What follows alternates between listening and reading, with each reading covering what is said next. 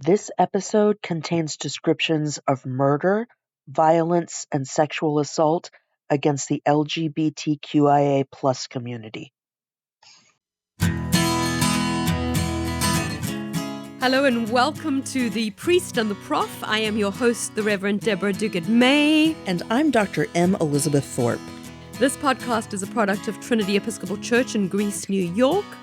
I'm an Episcopal priest of 26 years, and Elizabeth has been a rhetoric professor since 2010. And so join us as we explore the intersections of faith, community, politics, philosophy, and action.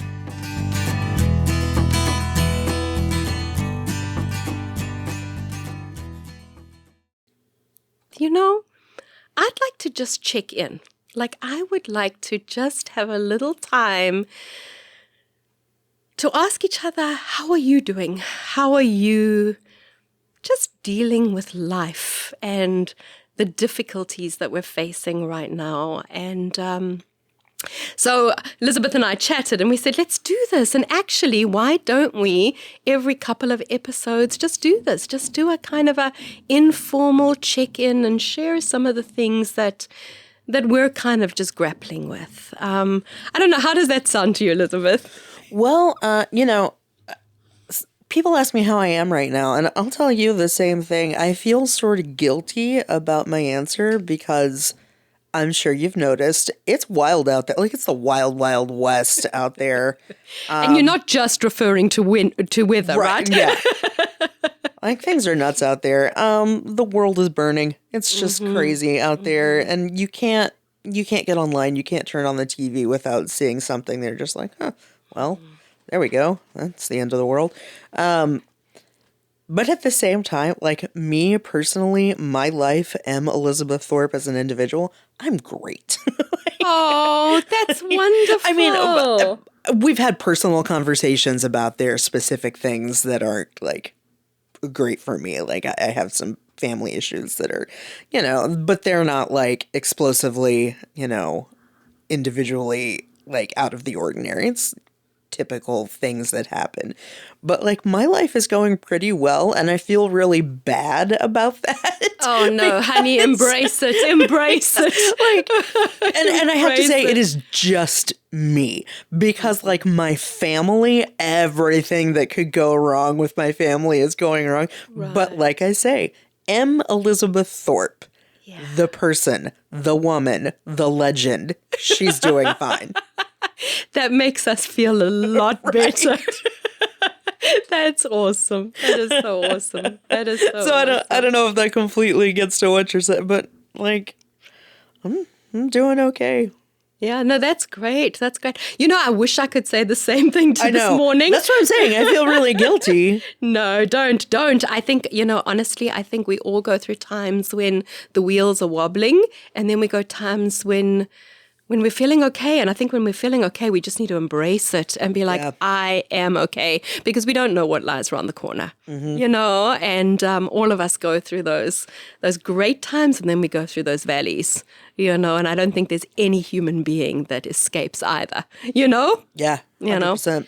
I must say for myself, it was such a difficult weekend, and the snowstorms and losing power and vehicles getting stuck on roads didn't help. Yeah, absolutely. But it was really, really hard because, and this is quite personal, me sharing this now with you today, is we heard the news in our area where I live. So I live down in the Finger Lakes, in Western New York.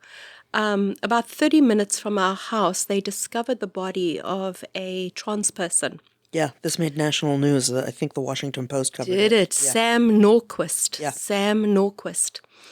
And so for those of you who may not have heard it, Sam Norquist is a young trans man who had come here to Western New York in the Finger Lakes area. And basically, I don't know whether he came here under false pretenses, but and was lured here. But they basically kept him for a month in a dog cage, tortured him unbelievably, and then ended up killing him and dumping his body in a field, which they found this weekend. horrendous. I mean, the police were saying this is one of the worst cases of brutality that they've seen in their lifetime, which that in itself is just unbelievable. But what I didn't realize was how much it was going to affect me. It really, for me, I found it hooking a lot of stuff for me. And for some of you who may not know, you may have guessed from my accent in our conversations before, I'm from South Africa. And I actually ended up moving here to the USA because once I came out as being gay and got married to my wife, number one, I couldn't continue to work in the church in South Africa because you're not allowed to be openly gay. You can be closetedly gay, but you're not allowed to be openly gay. And secondly, because it just wasn't really safe living as an open gay couple in South Africa at that time. And so we moved here. But what I don't often share is just the level of violence that we experienced in South Africa against the LGBTIQ trans community. If I tell you honestly, amongst my gay lesbian friends, I don't think there was one woman I knew who hadn't been raped. My gosh. I mean, honestly. And again, these are not quote unquote reported rapes. These are not the rapes that form part of the national statistics. Yeah. These are just the stories of people, somebody finds out you're gay, they want to blackmail you, expose you, but if you allow them to rape you, we won't say anything, and it becomes in a cycle. And this is with employers. This is with family members, community members. So, the level of violence that the LGBTIQ trans community deal with is pretty horrific just under normal times. And you get used to living with a certain just level of fear all the time. And so coming here, I have to be honest, once I kind of got used to the fact that this area seemed a lot safer and you could be more out, your guard starts to drop and you start to feel like, oh, this is pretty mainstream. There's nothing, crazy about me and my wife and living, just our best lives. And then something like this happens on the weekend and you're like, oh my God, that was like half an hour away from where we live. Yeah. My neighbors know the family of one of the guys who murdered, grew up with him. These are ordinary people in our communities that can, because of whatever hatred or fear, unleash the most horrendous torture and violence against just another human being.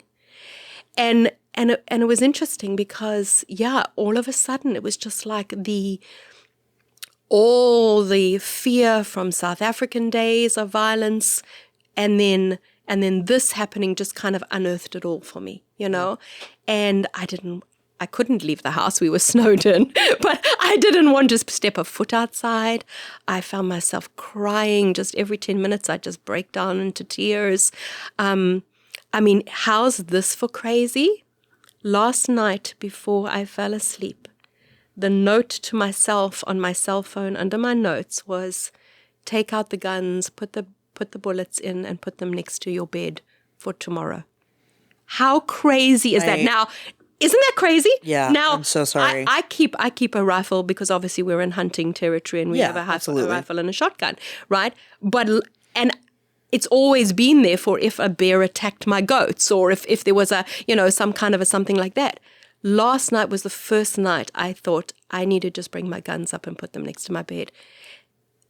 That's crazy. That is crazy.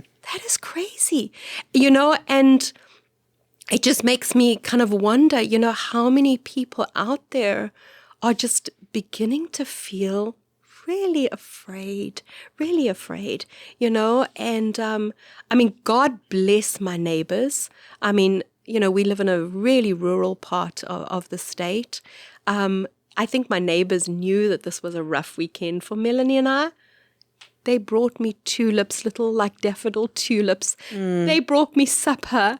They offered to help feed our animals. I mean, you could see they were just like, without saying anything, coming around us and saying, we got you, we love you, you know? And I can't even tell you how grateful I am for just those acts of kindness, you know?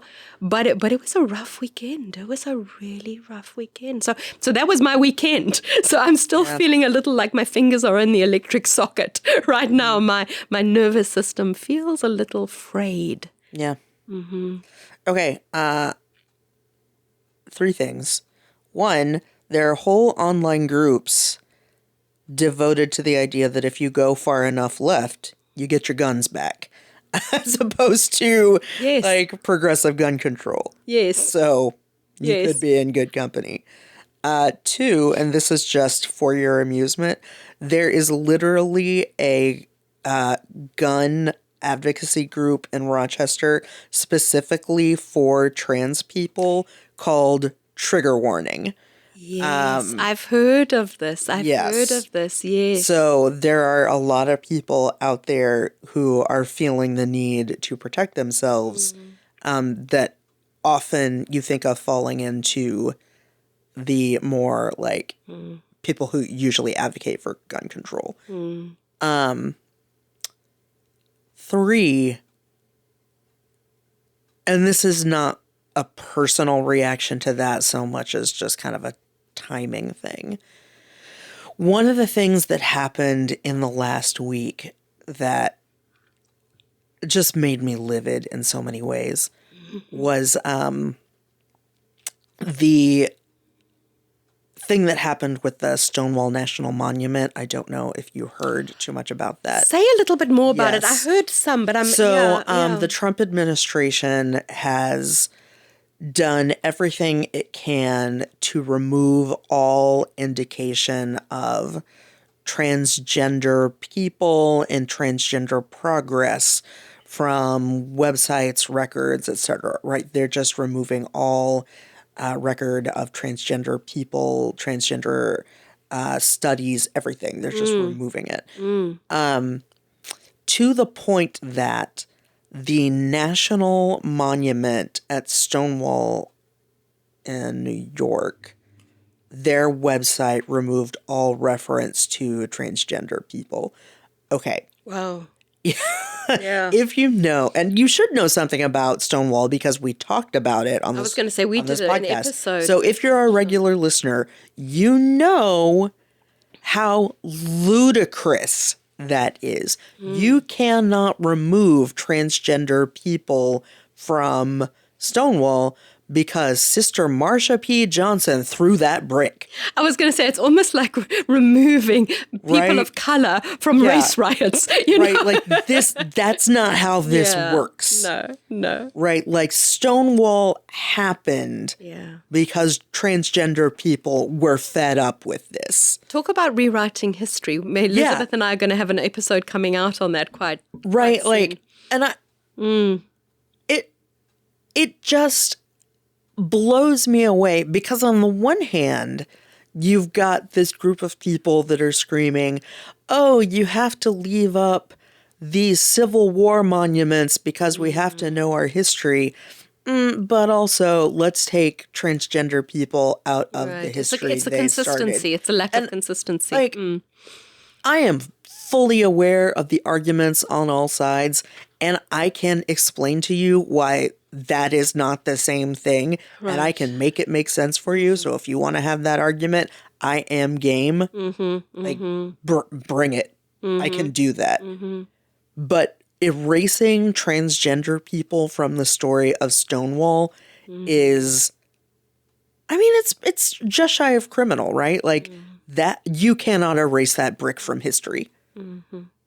And you know what I think, Elizabeth, is for me, you know, you get these dominant narratives, like, for instance, the taking down of, you know, trans or certain pages, you know, of healthcare, or, you know, the taking out of those names. But what it leaves people in the community feeling like is my life being erased?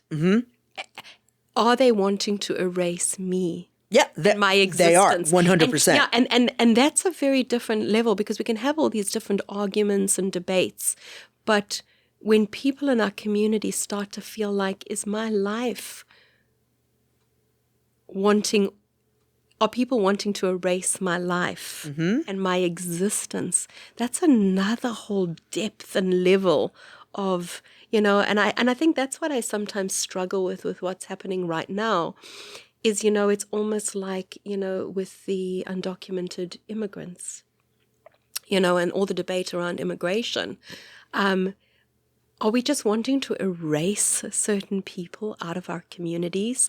Like there seems to be a lot of wanting of erasure, And I think that is a very, very dangerous phenomenon in a society. Very, very dangerous. Because then it just opens us to all kinds of horrendous human rights violations, but also, we get to the level of brutality. So I'm going to tell you a quick personal story. It is not particularly emotionally whatever. But years ago, I was reading this book series with my kid. It's a book series by Jonathan Stroud. It's the Bartimaeus trilogy. It's a young adult series of books, and I absolutely love it. It's if you're giving up Harry Potter, I recommend this one. Okay. And it's definitely like a fantasy kind of, so if that's not your thing, whatever. But as the book series goes, it gets kind of into some political intrigue that when my kid and I were reading it, like I wasn't sure they were kind of making sense of some of these bigger ideas. And in this book, one of the things that happens is the kind of ruling class takes over history classes and history books and takes over the library. And that is one of their kind of ministries of the government. It's like the Ministry of History and the Ministry of Librarianship and that kind of thing. And, we're reading this, and I remember talking to my kid, and I was like, do you understand why that would be important? Right. And they were like, well, maybe, not exactly.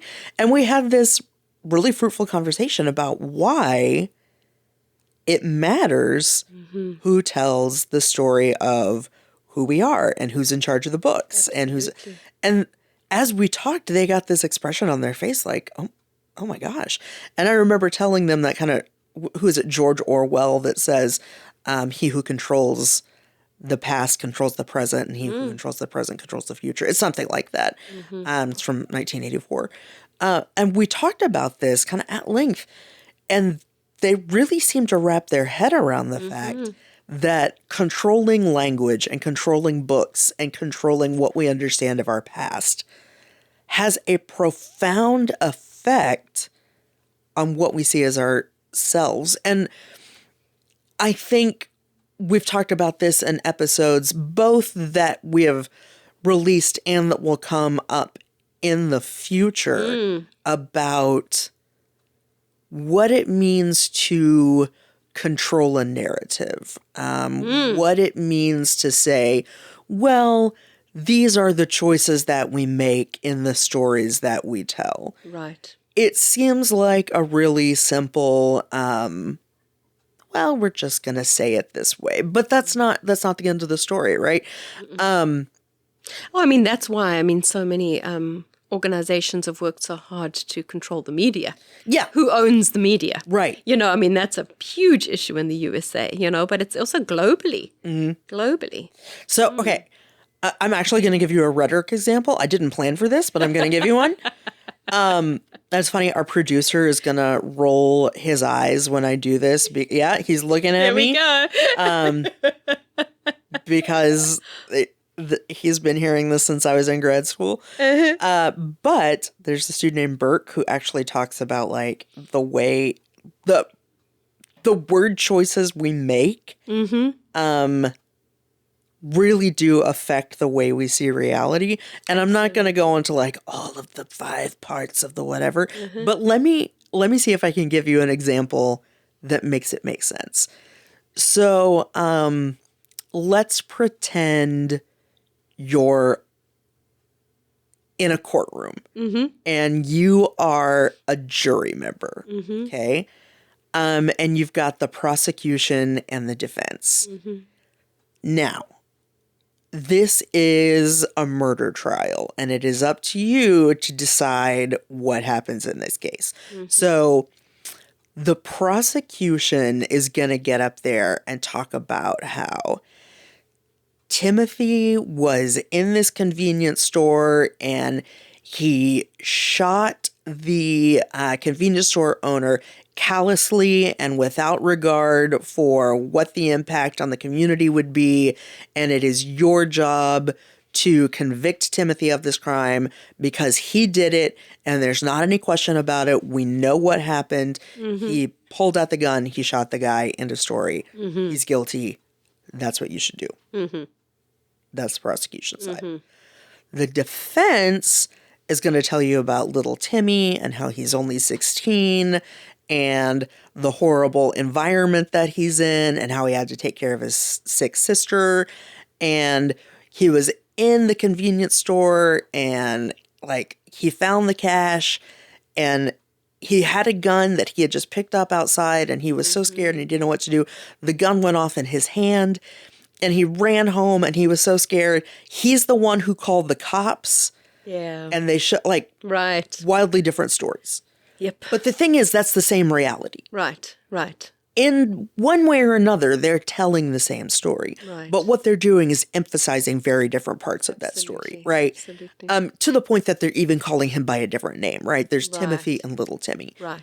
And the defense is emphasizing what's called the scene of that story, right? The bad neighborhood, little Timmy's parents left him. He's got a sick sister. They emphasize a different part of the story in terms of, did he shoot the person or did the gun go off in his hand? Right. These are the same incidents, but the way the story is told presents 2 very different realities. Absolutely. So what's going on in that courtroom is you've got 2 people trying to convince that jury of 2 very different realities. And that jury has to decide which one is real, and that reality is going to decide whether Timothy or little Timmy is free or not free. Right. So that... And Elizabeth, it's so interesting you use that analogy because I feel like in our country, in the USA at the moment, that's almost what we're seeing. Yeah. We're almost seeing 2 competing narratives. There may be the same story, but the way in which people are telling that story, what they're emphasizing, it's almost like 2 surreal alternative universes. Yes. And that's why I emphasize in this little story that it really comes down to the choices that you make to emphasize, the story that you tell, the word choice that you use. Right. And I will come back to this point over and over and over again. I mean, I've talked about it before now. I will talk about it in episodes to come, right? Like, the story that you tell is a huge part of the reality that we live. Absolutely. And I think that's why learning to listen to one another's stories is so important. Because it's as we listen to what has shaped a person, where they've come from. I mean, even like my own story, I can't tell what happened this weekend without saying how that was shaped by my entire history in South Africa as a person coming out, growing up, So, I think that's why learning to listen to one another's stories, even when they're very different, is so important. It really is. It's crucial. Because when we stop listening, there's no capacity for conversation. And I think we just become more and more polarized. At the same time, and I think that's true. I'm going to provide a bit of a caveat, which is not my bag usually because I am Yes. 100% in favor of listening to context and listening to. Right. So I told this story to Carl the other day, and he was like, okay, get a little impassioned, why don't you? So I was feel at, like your house must be so dry. The humor must be so dry. yeah, Sorry, I just as you said that, I thought this must be one hell of a dry. Not no alcohol, but dry as in humor. yeah. So I was at this conference, and there was this guy who was giving his presentation, and he was talking about something called invitational rhetoric, which I guess sounds great. But basically, it's the notion that rhetoric is like this really sexist and misogynist thing. And like it's totally masculine, and we're all trying to convince each other, and that's problematic and aggressive, and we shouldn't be trying to persuade each other. We're going to do invitational rhetoric, and that's where we all come to the same table, and we all respect each other's dignity, and we all have equity, and we come to consensus instead of persuading people. Sounds great. I had a problem with this. Not because I don't think we should like respect each other's dignity and come to consensus. That's not my problem. I told this guy, or I asked this question, or however, I don't remember exactly how I said it. But I was like, I think I have a bit of a problem with invitational rhetoric. And he was like, what's that? And I said, it seems to me, if you're asking everybody to come to the table, you're asking the marginalized to do a lot more work than the oppressor. And he kind of got a funny look on his face, and I said, let me explain. If you've got a Jewish person and a Nazi, and you ask them to come to the table together, you're asking a Jewish person to do a lot more emotional labor than a Nazi, and you're just asking them to, be decent.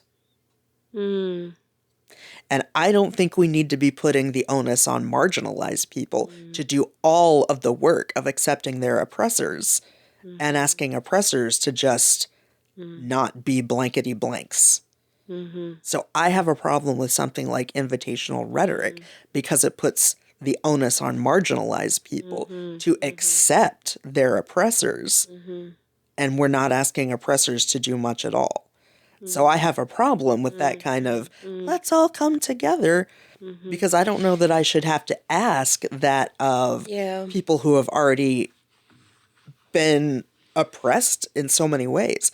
So while I do love the idea of we respect each other's dignity, we all come together, like I love that, I also don't want to tell somebody who has been ostracized all their life, okay, now you have to do the work to make people feel comfortable. Does that make sense? 100%, 100%. But I also wonder if we are also in some ways minimizing how hard it is for the person, for instance, let's take the trans issue, a person who all their life has been taught to hate, fear, demonize trans people. How hard it is for them to sit down and listen and hear those voices. I want to say that's on them to do that work. Oh, it is. But I think the reality is that however we've been shaped and formed, we all have a lot of baggage. We all, of course, there's power differentials, granted, but we all have so much baggage that sometimes makes it very hard to actually have the humility or the courage to sit down and listen to somebody very different from ourselves and hear what has shaped or formed or led that person to become who they are today. I think it takes courage on both sides. I understand what you're saying. Yeah. I think it's on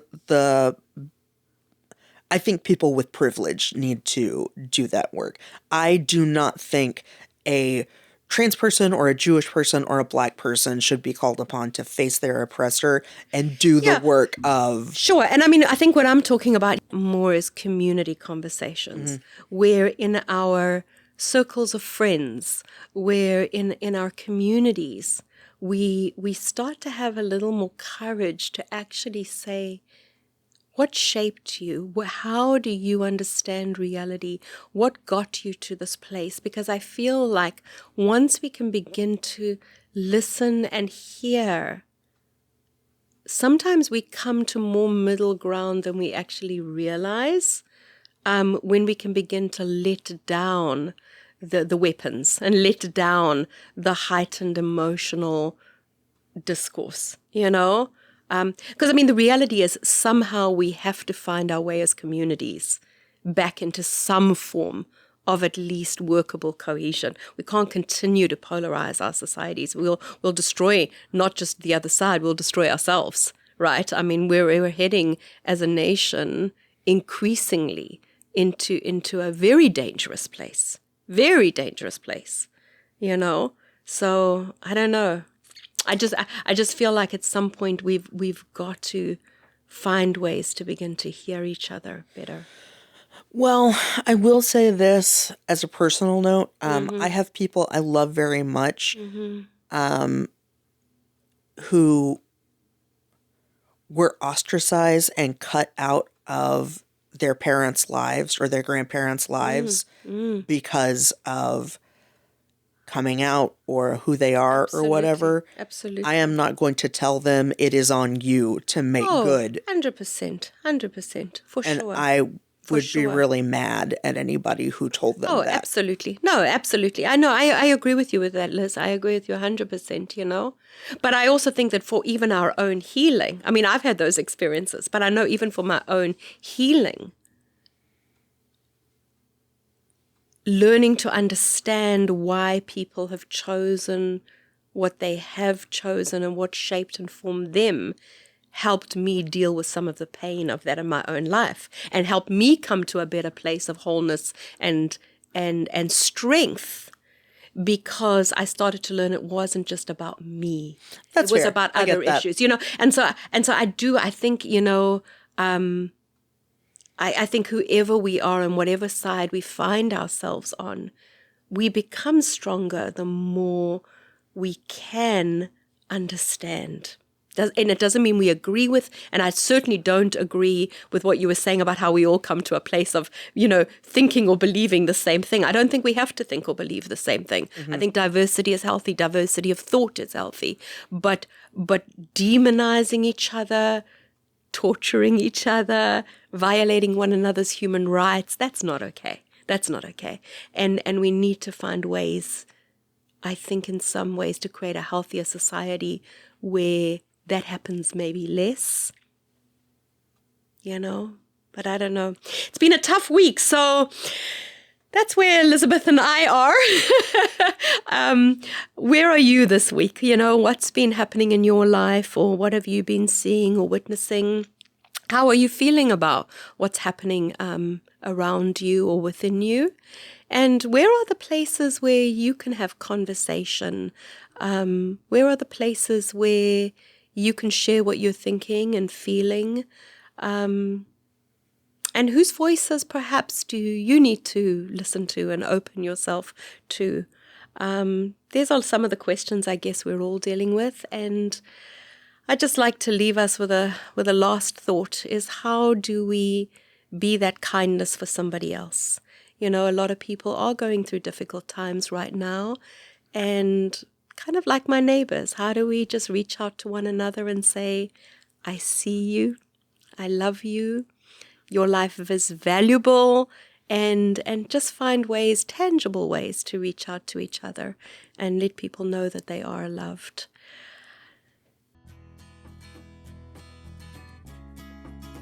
Thank you for listening to The Priest and the Prof. Find us at our website, priestandprof.org. If you have any questions or concerns, feel free to contact us at podcast@priestandprof.org. Make sure to subscribe, and if you feel led, please leave a donation at priestandprof.org/donate. That will help cover the costs of this podcast and support the ministries of Trinity Episcopal Church. Thank you, and we hope you have enjoyed our time together today. Music by audionautics.com.